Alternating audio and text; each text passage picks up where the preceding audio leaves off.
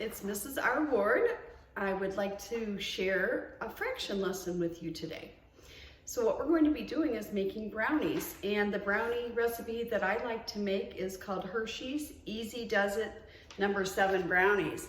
And this is it, but what I'm going to do is I'm going to say the ingredients and as I go through the recipe. So if you'd like to get a pencil and a paper or pen and paper so you could write it down, then you might be able to make these after I'm finished. So I hope everybody's doing well, and we're missing you, everybody, and we want you to just stay healthy, and thank you to all of you doing your work from home, and thanks to the parents and grandparents who are helping. So I think we'll get started because I believe that people would have their paper and pencil by now. So first thing I do is I start with 3/4 cup of butter. Now, butter comes in sticks, or you could use margarine if you'd like, but butter comes in sticks, and 1 stick of butter is 1/2 cup, but I need 3/4 cup. So I'm gonna actually need 1.5 sticks of butter. So 1/2 is equal to 2/4, and then this one is 1/4. So together we have 2/4 plus 1/4 equal 3/4. So what you're gonna do is put that in some type of a microwavable bowl, and then you can melt the butter. So I've already done that, and I've got it here in my bowl, so I'm going to get started. So the first ingredient is 3/4 cup of melted butter or margarine. The next thing we're going to do, oh, I forgot to mention that I did preheat my oven to 350 degrees. That's the thing you should do first. So the next thing I'm going to do is I'm going to add sugar. Now, the sugar is 1.5 cups. So there's a lot of ways that you can come up with 1.5 cups. I happen to have a 3/4 cup measuring cup. So for this, I use 2 of the 3/4 cups to give me 1.5 cups.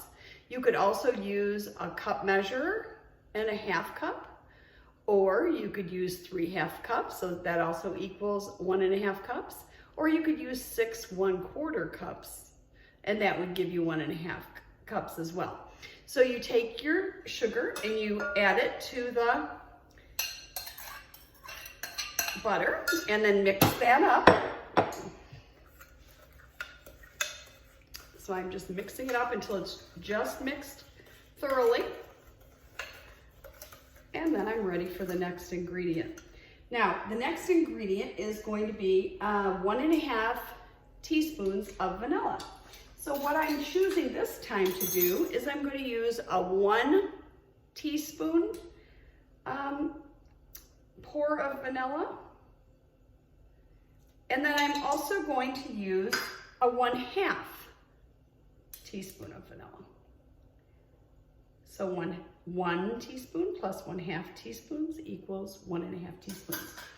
Just something interesting for you, you could also use 3/2 teaspoons. That would be another way to do that. And I'm not sure that everybody knows this, probably your moms do, but I'm going to teach you that 3 teaspoons gives you 1 tablespoon. All right, so I'm going to go ahead and mix my vanilla in.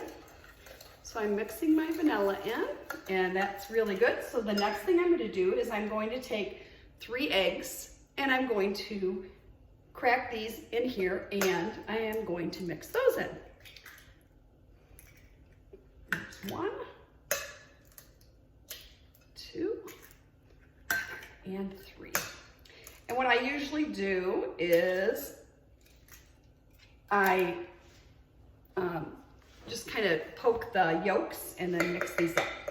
So I'm going to poke through the yolks first, and now I'm going to mix this, and you just mix it until it's just mixed. With brownies, you don't want to over mix them. So, all right. So now I'm going to go on to the next ingredient. The next ingredient is flour, and it's going to be 3/4 cup of flour. So I have 3/4 cup of flour here. I could use a 1/2 cup and a 1/4 cup like I did for my butter, Or I could use my 3/4 cup measuring again, or I could use 1/4 plus 1/4 plus 1/4 because that equals 3/4. So we have many ways to make this. So I'm gonna add that in and stir that up. And I don't have it quite stirred in yet because what I'd like to do is add my baking powder and my salt. So baking powder, you need 1/2 teaspoon of baking powder. So I'm gonna go in here and get my 1/2 teaspoon of baking powder.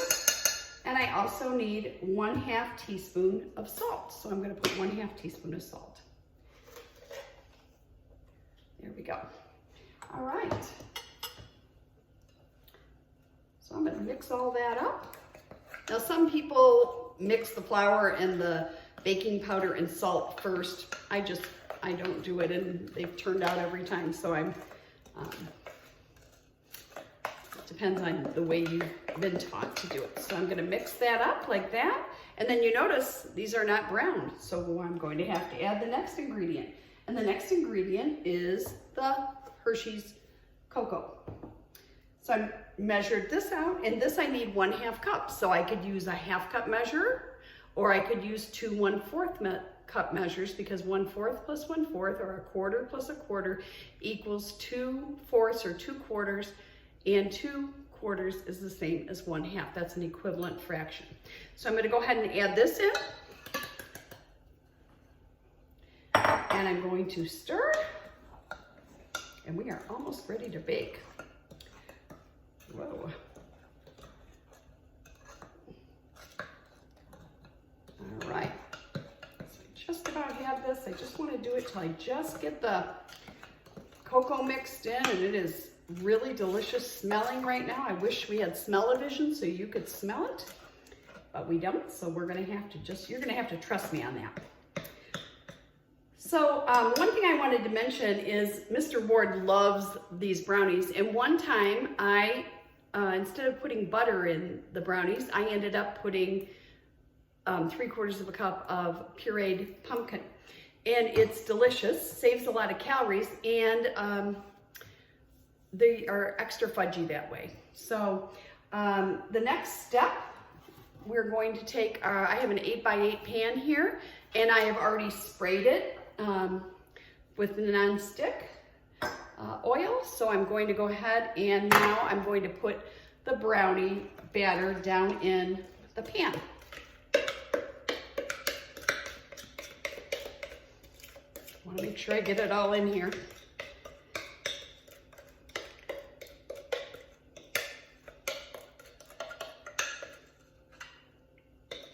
Okay, so I have that in the pan. And I'm gonna just make sure it fills the whole pan up. And what I want you to do before you bake this is I'd like you to leave it sit for 5 minutes and let the baking powder get activated. So go ahead and let it sit for 5 minutes, and then you can put it in the oven at 350 degrees. So I already made a pan of brownies so I could show you the results, but the recipe actually calls for you to cook these for 40 to 45 minutes. Oven temperatures vary quite a bit, so I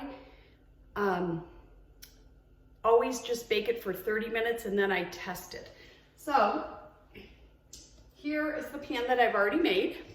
And when I say test it, I take a toothpick and I stick it down in, and if it comes out clean with no batter on it, then I know that the brownies are ready.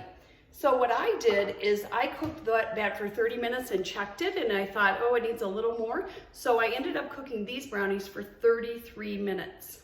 Your oven will probably vary. So different things you can do with the brownies. First of all, eat them, of course. But you could put M&Ms in the brownie mixture, or you could put additional chocolate chips in the brownie mixture if you'd like. I know somebody who takes York peppermints when they first come out of the oven, and they put them on top and just stick them back in for a second, and then they spread that melted York peppermint on top, and it gives you like a minty brownie. You could also